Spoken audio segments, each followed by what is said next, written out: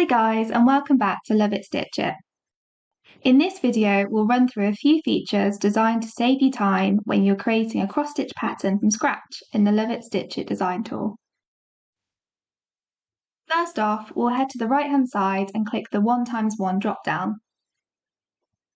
This feature is really useful, enabling you to choose between 1, 2, or 3 blocks at a time when you're working on your design.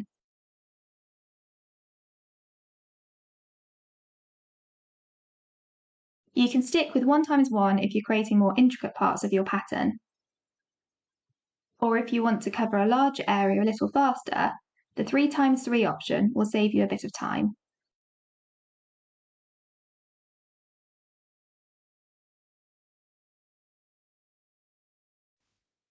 This sizing option applies to the main functions in the menu too. So you can use this for full stitch, 3/4, half, and the full stitch eraser. If you want to add definition or highlight certain aspects of your design, the Auto Outline feature helps you to quickly add this. Just select the area you'd like to outline.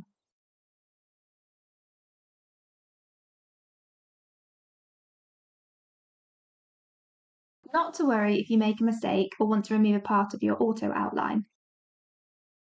Simply select the Erase Outline tool and make your changes.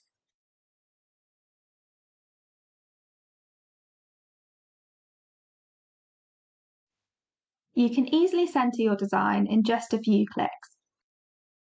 Head to the Edit menu and select Centre Design.